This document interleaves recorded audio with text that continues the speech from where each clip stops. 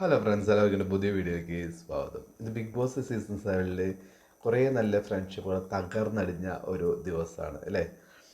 ഒരു ദിവസം മുമ്പ് തന്നെ ആദിലയുടെയും നൂറയുടെയും അതുപോലെ തന്നെ അനുമോളുടെയും ഫ്രണ്ട്ഷിപ്പ് ബ്രേക്കപ്പ് ആയിരുന്നു.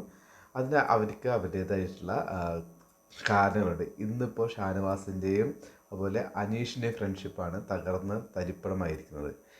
ഇവിടെ തകർന്ന് തരിപ്പണമാവാത്ത ഫ്രണ്ട്ഷിപ്പ് എന്ന് പറയുന്നത് ആര്യൻ്റെയും അതുപോലെ അക്ബറിൻ്റെയും മാത്രമാണ്. അപ്പോൾ അവരുടെ എന്ന് പറഞ്ഞാൽ ഒരു നല്ല ഫ്രണ്ട്ഷിപ്പ് എന്ന് വെച്ച് കഴിഞ്ഞാൽ നമ്മൾ പറയില്ല, ഒരു ക്ലാസ്സിൽ പഠിപ്പിസ്റ്റുകളുണ്ടാവും, അലമ്പന്മാരുണ്ടാവും. ഈ അലമ്പന്മാരുടെ ഫ്രണ്ട്ഷിപ്പ് ആയിരിക്കും കൂടുതൽ സ്ട്രോങ് ആയി നിൽക്കുക.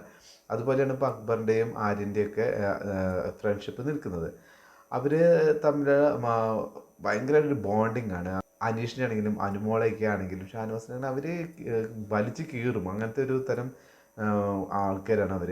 അപ്പം അതിനിടയിലേക്ക് പോകുന്ന ഒരാളാണ് നെവിൻ ഇങ്ങനെ വന്നും പോയിരിക്കുന്ന ഒരാളാണ്. പക്ഷെ തുടക്കം മുതലേ ആര്യനും അക്ബറൊക്കെ ഭയങ്കര തിക് ഫ്രണ്ട്സാണ്, അതിപ്പോഴും ഉണ്ട്.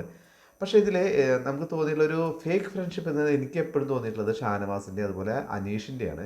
അനീഷിൻ്റെ ഷാനവാസിൻ്റെ ഫ്രണ്ട്ഷിപ്പിലോട്ട് ലാലേട്ടൻ വലിച്ചിട്ട പോലെയാണ് എനിക്ക് തോന്നുന്നത്.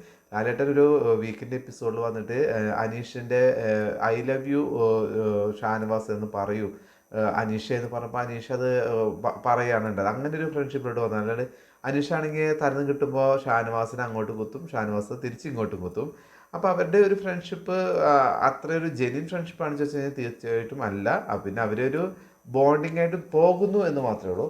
പിന്നെയുള്ളത് അനുമോള്, ആദില, നൂറ ഇവരുടെ ഒരു ഫ്രണ്ട്ഷിപ്പാണ്. ആ ഒരു ഫ്രണ്ട്ഷിപ്പ് ഒരു ഗ്രൂപ്പിസം പോലെയൊക്കെയാണ് നമുക്ക് തോന്നുന്നതെങ്കിലും അവർ എന്തായാലും വഴക്കെടുക്കുന്ന സമയത്തൊക്കെ അവർ പക്ക വഴക്ക് തന്നെ കേട്ടോ. പ്രത്യേകിച്ച് ആദിലയും അനുമോളും തമ്മിൽ.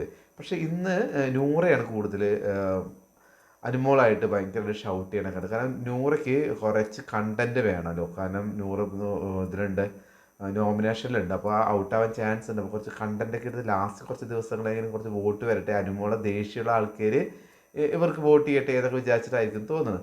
എന്തായാലും അത് ബ്രേക്കപ്പായി വീണ്ടും പാച്ചപ്പ് ആയിരിക്കുകയാണ് ഈ ഫ്രണ്ട്ഷിപ്പ്. പക്ഷേ എൻ്റെ അഭിപ്രായം ഇപ്പോഴും അനുമോൾക്ക് ആ ഒരു ഫ്രണ്ട്ഷിപ്പ് വേണ്ട എന്ന് തന്നെയാണ്. കാരണം എപ്പോഴും ഒറ്റപ്പെടുത്തലും കുറ്റപ്പെടുത്തലും മാത്രമാണ് ആദ്യം നൂറയും ചെയ്തുകൊണ്ടിരിക്കുന്നത് അനുമോളുടെ അടുത്ത്. അപ്പോൾ അനുമോൾ കുറേ പറഞ്ഞ് ക്ലിയർ ചെയ്യാൻ ശ്രമിച്ചാലും അവരത് കേൾക്കുന്നില്ല. അവരവരുടേതായിട്ടുള്ള കുറേ ഒപ്പീനിയൻസ് പറയുന്നു, അത് അനുമോൾ അനുസരിക്കണം, ആ രീതിയാണ്. അപ്പോൾ അത് അത്രയും നല്ലൊരു ഫ്രണ്ട്ഷിപ്പാണെന്ന് വെച്ചാൽ അനുമോൾക്ക് അത് ഗെയിമിൽ അത് നല്ലൊരു ഫ്രണ്ട്ഷിപ്പായിട്ട് എനിക്ക് തോന്നുന്നില്ല.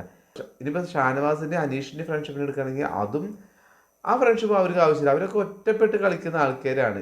ഇവിടെ അക്ബറിനും ഇനി നമ്മുടെ ആര്യനെയും ഫ്രണ്ട്ഷിപ്പ് ആവശ്യമെന്ന് വെച്ചാൽ അവർക്ക് ഭയങ്കര ആവശ്യമാണ്. കാരണം അവർ തമ്മിൽ പ്ലാൻ ചെയ്യുന്നതും അവർ തമ്മിൽ കള്ളക്കളി കളിക്കുന്നതും ഇതൊക്കെ അവർ പരസ്പരം ഡിസ്കസ് ചെയ്തിട്ടും ഒരാളിപ്പോൾ കള്ളത്തരം ഒരാളുടെ കള്ളത്തരം കണ്ടുപിടിക്കുകയാണെങ്കിൽ അതിനെ ഏറ്റവും കൂടുതൽ സപ്പോർട്ട് സംസാരിക്കുന്നത് ഈ അക്ബറായിരിക്കും അല്ലെങ്കിൽ ആര്യനായിരിക്കും. അപ്പോൾ അവർക്ക് ഫ്രണ്ട്ഷിപ്പ് എന്തായാലും അത്യാവശ്യമാണ്. അതിനകത്ത് ഷാനവാസിൻ്റെയും അനീഷിൻ്റെയും പോലെ അല്ല. അവർ തുടക്കത്തിലേ ഒരു ഗ്രൂപ്പിസം കളിച്ചൊക്കെ വന്നതാണ്. പിന്നെ ഇപ്പോൾ ആര്യൻ വളരെ നന്നായിട്ട് കളിക്കുന്നു, കുറേ ആൾക്കാർ കമൻറ്റ് ചെയ്യലും കുറേ വീഡിയോസൊക്കെ ചെയ്ത് ഞങ്ങൾ എന്ത് നന്നായി കളിക്കുന്നു എന്നാണ് പറയുന്നത്. അതിനകത്ത് ആര്യൻ കുറേ കള്ളക്കളികൾ കളിക്കുന്നുണ്ട്. അത് ബിഗ് ബോസ് എന്തെങ്കിലും കണ്ണടച്ച് കൊടുക്കുന്നു. പിന്നെ പറഞ്ഞു ആ ഒരു കോയിൻ എടുക്കുന്ന ഒരു ഇതുണ്ടായിരുന്നു ലാസ്റ്റിൽ. അതിലിപ്പോൾ ബിഗ് ബോസ് ആ കട്ടെടുത്ത് വെച്ചിട്ടുള്ള അവൻ്റെ ആ അത് മുഴുവൻ റദ്ദാക്കി കളഞ്ഞാലും അവൻ ജയിക്കുമെന്നാണ് പറഞ്ഞത്. അങ്ങനെ ജയിക്കാൻ പാടുണ്ടോ? ഞാൻ പറഞ്ഞത് ഒരു കളി കളിക്കുമ്പോൾ അത് ജെന്യൂനായിട്ട് കളിക്കണം അല്ലേ. ഇപ്പോൾ ബിഗ് ബോസ് പറയാണ് കട്ടെടുത്ത് കളിക്കാം, അവൻ്റെ തട്ടിയെടുത്ത് കളിക്കാം, അതുകൊണ്ട് സൂക്ഷിക്കണം എന്ന് പറയുന്ന ഗെയിമിൽ അവരങ്ങനെ കളിക്കും. പക്ഷെ എടുത്തിട്ടുള്ള ഈ ഒരു ഇത് സ്ക്രാച്ച് ചെയ്ത് നോക്കിയിട്ട് പോക്കറ്റിൽ തിരികെ വെച്ച് അത് കളിക്കുക എന്ന് പറഞ്ഞാൽ അത് ഭയങ്കര ഫേക്ക് ഗെയിമാണ്.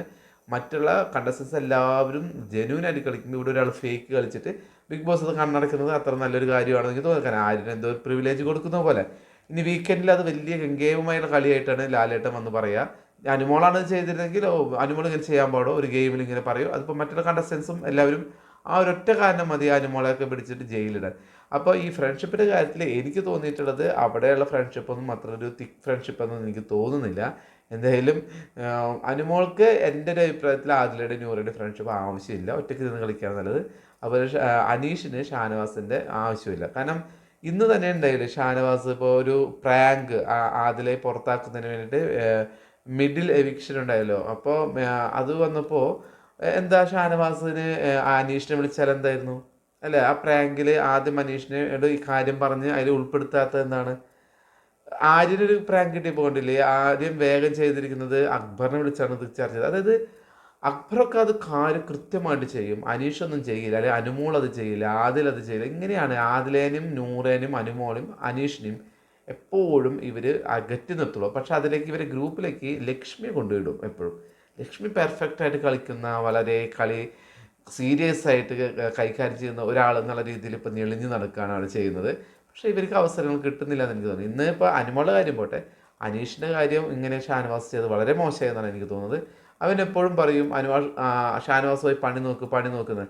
ഷാനവാസ് അങ്ങനെ എന്തെങ്കിലും കുരുത്തം കൊള്ളിയുള്ള കാര്യം ചെയ്യുമ്പോൾ മാത്രമാണ് അനീഷ് പറയുന്നത് പോയി ഷാനവാസ് പോയി പണി നോക്ക് എന്ന് പറയുന്നത്. അല്ലാതെ ഒന്നും അനീഷ് പറഞ്ഞത് ഞാൻ കേട്ടിട്ടില്ല.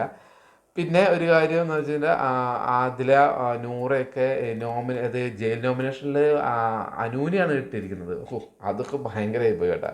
അതായത് അനു ഈ ഭക്ഷണം ഉണ്ടാക്കി കൊടുത്തൊക്കെ ആയിരിക്കണം വലിയ കാര്യമായിട്ട് പറഞ്ഞു. അതിനിടയ്ക്ക് ആ ഗെയിമിനകത്ത് അക്ബർ ചെയ്ത കാര്യങ്ങളൊക്കെ വളരെ മോശം കാര്യമാണ്. പലരും പറയുന്നുണ്ട് അക്ബറിനെ എതിരെ അനുമോള് വുമൺ കാർഡ് എടുക്കുക എന്നുള്ളത്. വുമൺ കാർഡ് എടുക്കുക എന്നുള്ളതിൻ്റെ അഭിപ്രായമൊന്നും എനിക്കില്ല കേട്ടോ.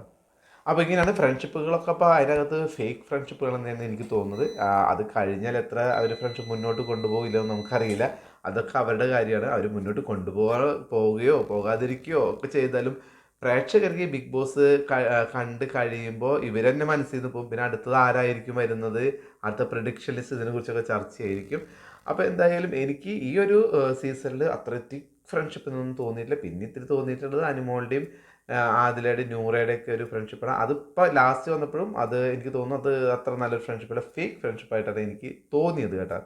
അപ്പോൾ ഇതൊക്കെയാണ് എന്തായാലും ബിഗ് ബോസിലേക്ക് ഇനി നമ്മൾ അടുത്ത സീസണൊക്കെ വരുമ്പോഴും ഈ ഫ്രണ്ട്ഷിപ്പൊന്നും കണ്ടിട്ട് വലിയ കാര്യമൊന്നും കാണിക്കേണ്ട. അത് നമുക്ക് പക്ഷെ നമ്മൾ കണ്ടുകൊണ്ടിരിക്കുമ്പോൾ നമ്മൾ അവർ ഭയങ്കര ഫ്രണ്ട്സാണ്, ഇവർ ഭയങ്കര ഫ്രണ്ട്സാണെന്നൊക്കെ നമ്മൾ പറയുമെങ്കിലും ഉള്ളിൻ്റെ ഉള്ളൊന്നും ആരും അത്ര തിക്ക് ഫ്രണ്ട്സാണെന്ന് എനിക്ക് തോന്നിയിട്ടില്ല.